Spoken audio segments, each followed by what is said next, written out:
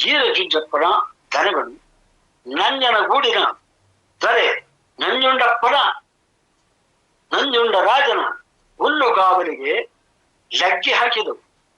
ಹುಲ್ಲುಗಾವಲಿಗೆ ನುಗ್ಗಿದ ದನಗಳನ್ನು ನೋಡಿ ಕಾವಲುಗಾರರು ಜೀರಜುಂಜಪ್ಪನನ್ನು ಮತ್ತು ದನ ಕರುಗಳನ್ನು ಹಿಡಿದು ತಂದು ನಂಜುಂಡರಾಜನ ಮುಂದೆ ನಿಲ್ಲಿಸಿದರು.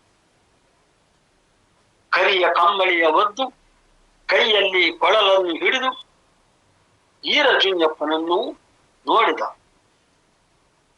ರಾಜ ಸಿಟ್ಟಿನಿಂದ, ಮಹಾರಾಜ ನಂಜುಂಡರಾಜನು ಸಿಟ್ಟಿನಿಂದ, ಈ ಗೊಲ್ಲನಿಗೆ ಅನ್ನ ನೀರು ಕೊಡಬೇಡಿ, 12 ಆಳು ಆಗ್ಯಾವಿನಲ್ಲಿ ಇವನನ್ನು ಹಾಕಿರನು, ಜನಗಳನ್ನು ಗೋಸಾಲೆಯಲ್ಲಿ ಕೂಡಿದನು. ಅಲ್ಲಿ ಆಜ್ಞೆ ಮಾಡಿದ ಮಹಾರಾಜ. ರಾಜಾಜ್ಞೆಯಂತೆ ಜೀರಜುಂಜಪ್ಪನನ್ನು 12 ಖಂಡಗದ ಆಳ ಆಗ್ಯಾವಿನೊಳಗೆ ತಳ್ಳಿದೆ. ಗೋಸಾಲೆಗೆ ದನ ಕರುಗಳನ್ನು ತುರುಗಿದು ಗೋಸಾಲೆಯೊಳಗೆ ಕೂಡಿದೆ. ಬೆಳಗಾಗುವದರೊಳಗಾಗಿ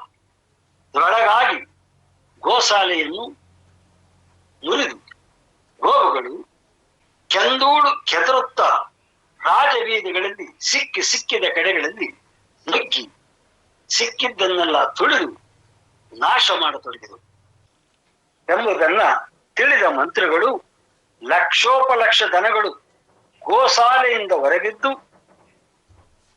ಸಿಕ್ಕಿದ ತೋಪುಗಳನ್ನ ನಾಶ ಮಾಡುತ್ತವೆ ಎಂದು ಹೇಳಲು ಗಾಬರಿಗೊಂಡ ನಂಜುಂಡರಾಜ ಆಗ್ಯಾವದಂದಿರುವ ಗೊಲ್ಲ ಸತ್ತಿದ್ದಾನೋ ಜೀವಂತವಾಗಿ ಬದುಕಿದ್ದಾನೋ ನೋಡಿರಿ ಎನ್ನಲು ರಾಜ ಪರಿವಾರದವರು ಆಗ್ಯಾವನ್ನ ಬಗ್ಗೆ ನೋಡಲು ಅದರಲ್ಲಿ ಜೀರಜುಂಜಪ್ಪ ಆವಿನ ಹಾಸಿಗೆ, ಚೇಳಿನ ಗದ್ದಿಗೆ, ಮಂಡಲದ ಆವಿನ ತಲೆದಿಂಬಿನ ಮೇಲೆ ಮಲಗಿ ಇರುವುದನ್ನ ಕಂಡು ಗಾಬರಿಯಾದರು. ಕೆಲವರು ಮೂರ್ಛೆ ಹೋದರು. ಮತ್ತೆ ಕೆಲವರು ಓಡಿ ಬಂದು, ಮಹಾರಾಜ, ಅವನು ಸಾಮಾನ್ಯನಲ್ಲ, ಆವಿನ ಹಾಸಿಗೆಯ ಮೇಲೆ, ಚೇಳಿನ ಗದ್ದಿಗೆ, ಮಂಡಲದ ಆವಿನ ತಲೆದಿಂಬಿನ ಮೇಲೆ ಮಲಗಿ ಕೊಳಲನ್ನು ಊದುತ್ತಿದ್ದಾನೆ. ಚದುರಿದ ಗೋವುಗಳು ಆಗ್ಯಾವದ ಸುತ್ತ ಬಳಿ ಬಂದಿರುವವೆಂದು ಹೇಳಿದರು. ಮಹಾರಾಜನಿಗೆ ಭಯವಾಯಿತು. ತಟ್ಟನೆ ಎದ್ದು ಮಹಾಮಂತ್ರಿಗಳೊಂದಿಗೆ ತಾನೇ ಖುದ್ದಾಗಿ ಬಂದು ನೋಡಿ ಗಡಗಡ ನಡುಗುತ್ತಾ, ಇವನ್ಯಾರೋ ಮಹಾಪುರುಷನೆಂದು ತಿಳಿಯದೆ ತಪ್ಪು ಮಾಡಿದೆನೆಂದು ರಾಜ ಜುಂಜಪ್ಪನಲ್ಲಿ ಕ್ಷಮಿಸಬೇಕೆಂದು ವಿನಯದಿಂದ ಕೇಳಿದನು. ಆವಿನ ಹಾಸಿಗೆ ಮೇಲಿದ್ದ ಜುಂಜಪ್ಪ ಆಗ್ಯಾವದಿಂದ ಹೊರಬಂದು ನಂಜುಂಡರಾಜನ ಭಕ್ತಿ ಭಾವದಿಂದ ವಾದ್ಯ ಘೋಷಗಳಿಂದ ನಡೆನುಡಿಯನ್ನು ಹಾಕಿಸಿ ಅದರ ಮೇಲೆ ನಡೆಸುತ್ತಾ ಅರಮನೆಗೆ ಕರೆತಂದು ಉಪಚಾರ ಮಾಡಿದನು. ನಂಜುಂಡರಾಜನ ಉಪಚಾರದಿಂದ ಸಂತುಷ್ಟನಾದ ಜೀರಜುಂಜಪ್ಪ ಬಡವರ ಭಾಗ್ಯದ ಬಂಧುವಾಗಿ ಜಾತ್ರೆಗಳು ನಿನ್ನದಾಗಲಿ, ಮುಡುಪು ನನಗೆ ಬರಲೆಂದು ತೀರ್ಮಾನಿಸಿ ತನ್ನ ಊರಿನ ನೆನಪಾಗಿ ಈಗಲೂ ಪ್ರಸಿದ್ಧವಾಗಿರುವ ನಂಜನಗೂಡಿನಿಂದ ಲಕ್ಷೋಪಲಕ್ಷ ದನಗಳನ್ನು ಒಡೆದುಕೊಂಡು ಹೊರಟನು. ನಂಜನಗೂಡಿನ ನಂಜುಂಡರಾಜನು ದೊರೆಯು ಅಭಿಮಾನದಿಂದ ಏರಳವಾದ ಧನ ಹಾಗೂ ವಜ್ರ ವೈಢೂರ್ಯಗಳನ್ನು ಆನೆ ಮತ್ತು ಒಂಟೆಗಳ ಮೇಲೆ ಏರು ಹಾಕಿ ಜೀರಜುಂಜಪ್ಪನಿಗೆ ಕೊಡಲು ತೀರ್ಮಾನಿಸಿದನು. ಮುಂದಾದಾಗ ಜೀರಜುಂಜಪ್ಪ ನಸುಗುತ್ತ, ನಂಜುಂಡರಾಜ, ಈ ಧನ ಕನಕ ವಸ್ತುಗಳನ್ನು ಬಡವರ ಉದ್ಧಾರಕ್ಕೆ ಉಪಯೋಗಿಸತಕ್ಕದ್ದು.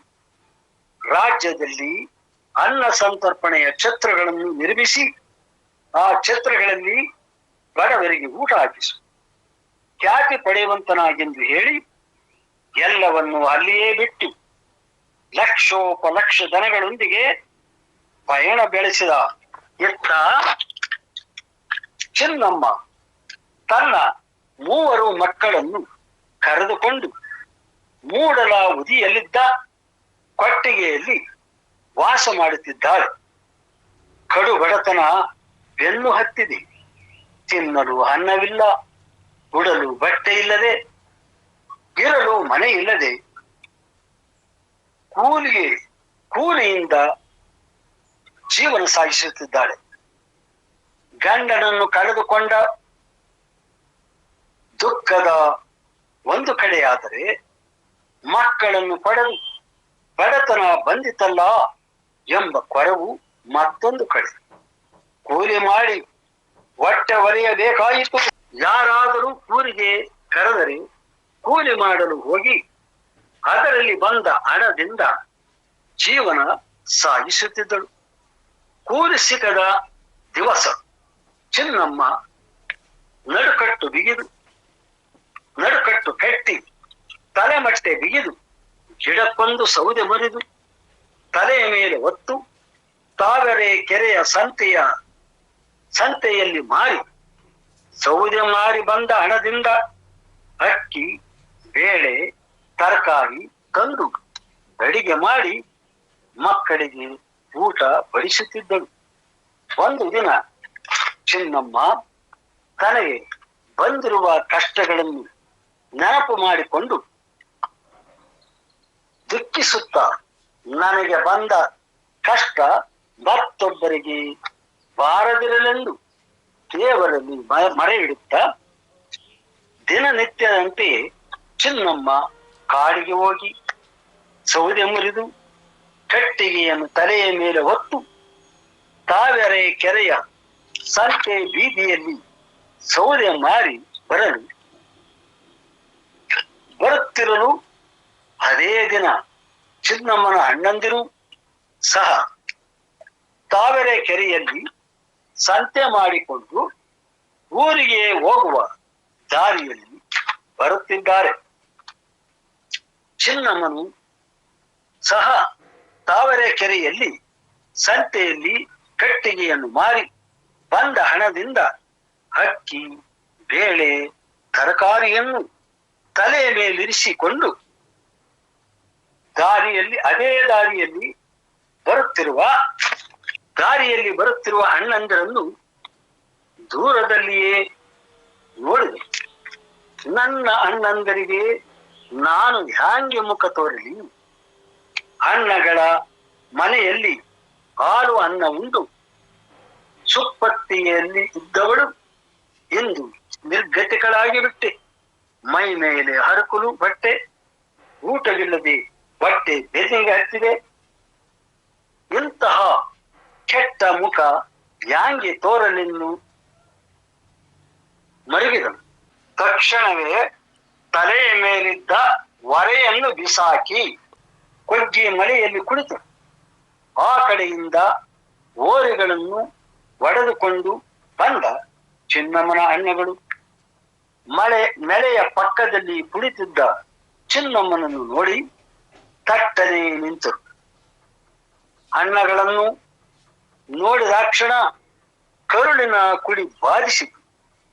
ನಾನು ಹ್ಯಾಂಗೆ ಮುಖ ತೋರಲಣ್ಣ? ಉಡಲಿಕ್ಕೆ ಬಟ್ಟೆ ಇಲ್ಲ, ಮೈ ಮೇಲಿದ್ದ ಬಟ್ಟೆ ಹರಿದು ಚೂರಾಗಿದೆ ಎಂದು ದೊಡ್ಡ ಚಿನ್ನೇಗೌಡನ ಮನ ಕರಗಿತು. ತಕ್ಷಣವೇ ತಲೆಯ ಮೇಲಿದ್ದ ರುಮಾಲನ್ನು ಕೊಟ್ಟು ರುಮಾಲು ಸುತ್ತಿಕೊಂಡು ಬಾ ತಂಗಿ ಎಂದು ಕರೆದಿದ್ದಾರೆ. ಅಣ್ಣ ಕೊಟ್ಟ ರುಮಾಲು ಸುತ್ತಿಕೊಂಡು ಕಣ್ಣೀರು ಸುರಿಸುತ್ತಾ ಅಣ್ಣಗಳ ಮುಂದೆ ನಿಂತರು. ತಂಗಿಯನ್ನು ನೋಡಿದ ಅಣ್ಣಂದಿರು ತಂಗಿಯನ್ನು ಜೊತೆಯಲ್ಲಿಯೇ ಕರೆದುಕೊಂಡು ಕಂಬಾರೆಟ್ಟಿ ಕಾನೇ ಅಡ್ಡಲಾಗಿ ಬಂದಿದ್ದಾರೆ. ತಂಗಿಗೆ ಸ್ನಾನ ಮಾಡಿಸಿ ಹೊಸ ಸೀರೆಯನ್ನು ತೊಡಿಸಿ